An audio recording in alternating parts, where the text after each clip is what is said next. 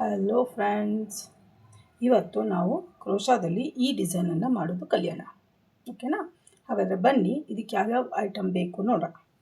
First woollen crochet needle. ಇಲ್ಲಿ ನಾನು 1.8 mm size needle ತೊಗೊಂಡಿದ್ದೀನಿ, ಮತ್ತು ಒಂದು ಸಿಸರ್.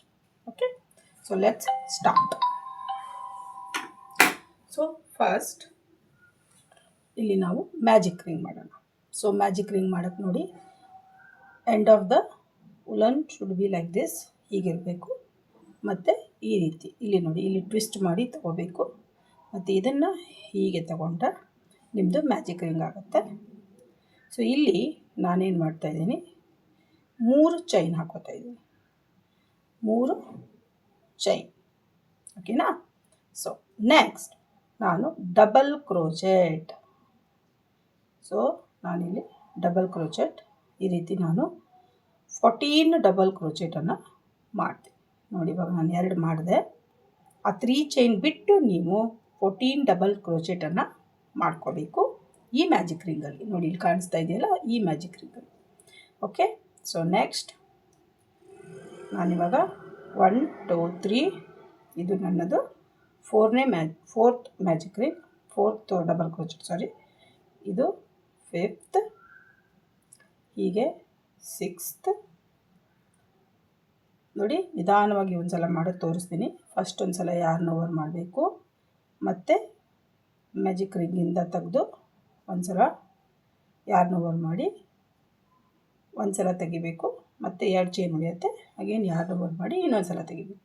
ಇದೇ ರೀತಿ ನಾನು 14 ಡಬಲ್ ಕ್ರೋಚೆಟ್ ಮಾಡಬೇಕು.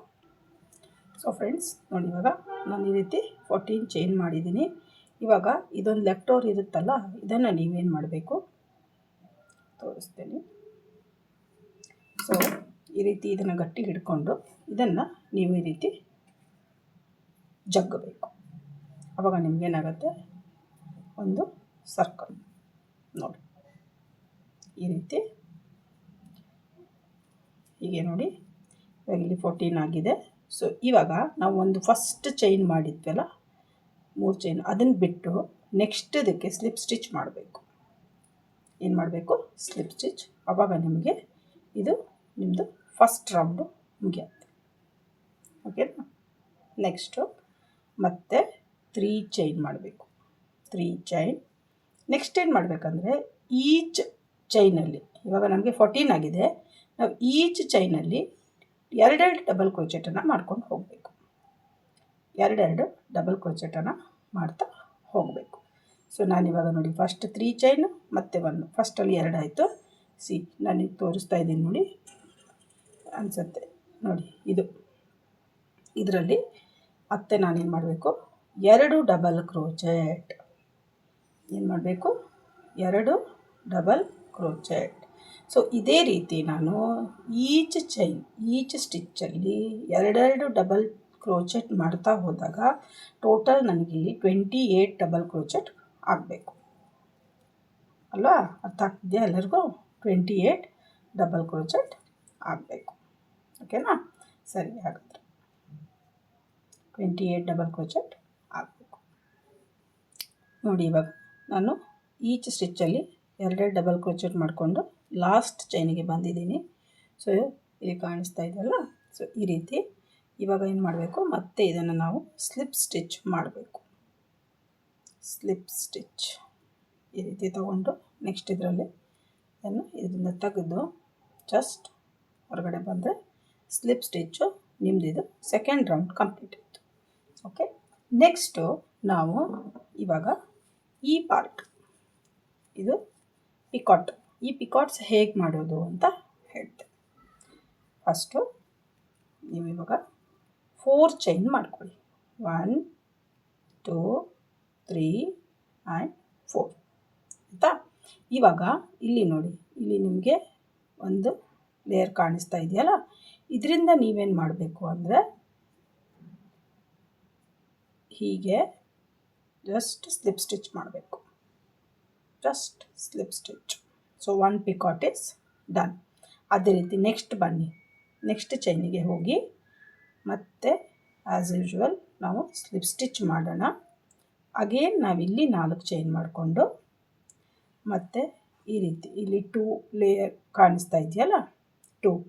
ಸೊ ಇದರಿಂದ ನಮ್ಮ ಥ್ರೆಡ್ಡನ್ನು ತಗೊಂಡು ಬಂದರೆ ಸ್ಲಿಪ್ ಸ್ಟಿಚ್ ಮಾಡಿದ್ರೆ ನಿಮ್ಮದು ಸೆಕೆಂಡ್ ಪಿಕಾಟ್ ಆಯಿತು. ಸರಿನಾ? ಸೊ ಹೀಗೆ ನಾನು ಇನ್ನೊಂದೆರಡು ಮಾಡ್ತಾ ಇರ್ತೀನಿ ನೋಡಿ. ಸೊ 1 2 3 4. ಸೊ ಈ 2 ಲೂಪ್ ಇದೆಯಲ್ಲ ಇದರಲ್ಲಿ ಬಂದು ಜಸ್ಟ್ ಸ್ಲಿಪ್ ಸ್ಟಿಚ್ ಮಾಡಿದ್ರೆ ನಿಮ್ಮದು ಪಿಕಾಟು ರೆಡಿ ಆಗುತ್ತೆ. ನೆನ್ಪಿಟ್ಕೊಳ್ಳಿ, ಇಲ್ಲಿ ಸ್ಲಿಪ್ ಸ್ಟಿಚ್ ಮಾಡಬೇಕು, ಬಟ್ ನೀವು ನೆಕ್ಸ್ಟ್ ಸ್ಟಿಚ್ಚಲ್ಲಿ ಹೋದಾಗ ನೀವು ಸಿಂಗಲ್ ಸ್ಟಿಚ್ ಮಾಡಬೇಕು. ಸೊ ಎಲ್ರಿಗೂ ಸ್ವಲ್ಪ ಕನ್ಫ್ಯೂಷನ್ ಆಗುತ್ತೆ. ಸೊ ಪ್ರಾಪರಾಗಿ ಮಾಡಿದರೆ ನಿಮಗೆ ಈಸಿ ಆಗುತ್ತೆ. ಸೊ ಮತ್ತೆ 4 ಸ್ಟಿಚ್ಚು ಹೀಗೆ ಎರಡರಲ್ಲಿ ನೀವು ತಗೊಂಡ್ರೆ ಮತ್ತೆ ಸ್ಲಿಪ್ ಸ್ಟಿಚ್ಚು, ನೆಕ್ಸ್ಟು ಇದರಿಂದ ಆಚೆ ಬಂದು ನೆಕ್ಸ್ಟ್ ಪಿಕಾಟ್.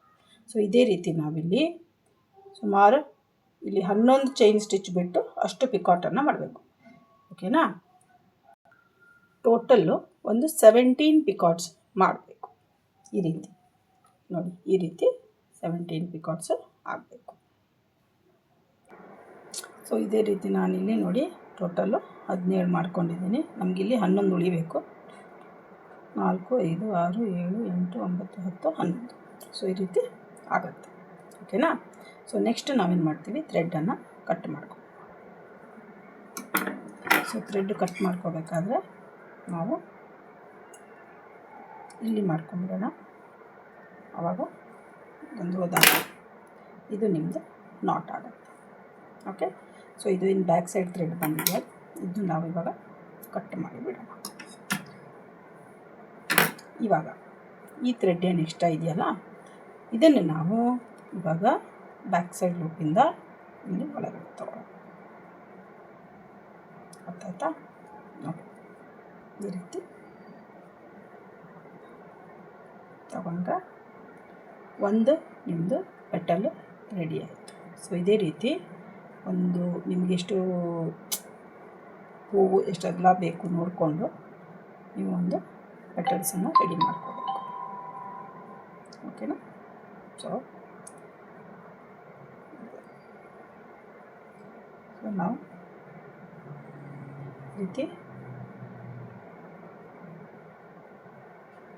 ಕೆಲವೊಮ್ಮೆ ದಾರಗಳು ಸಿಕ್ಕಾಕೊಳ್ಳುತ್ತೆ, ಸ್ವಲ್ಪ ಕೇರ್ಫುಲ್ಲಾಗಿ ಮಾಡಬೇಕು. ಅದು ಡಿಪೆಂಡ್ಸ್ ಅಪಾನ್ ನಿಮ್ಮದು ವುಲನ್ ಮೇಲೂ ಹೋಗುತ್ತೆ. ಈ ರೀತಿ ಆದಮೇಲೆ ಈ ಎಜ್ಜನ್ನು ನಾನು ಕಟ್ ಮಾಡಿಬಿಡ್ತೀನಿ. ಸೊ ಈಗ ಇದು ನಿಮ್ಮದು ಒಂದು ಪೆಟಲ್ ಆಯಿತು ನೋಡಿ, ಈ ರೀತಿ. ಸೊ ಈ ರೀತಿ ನಾನಿಲ್ಲಿ ಸುಮಾರು ಒಂದು 6-7 ಪೆಟಲನ್ನು ರೆಡಿ ಮಾಡಿ ಇಟ್ಕೊಂಡಿದ್ದೀನಿ.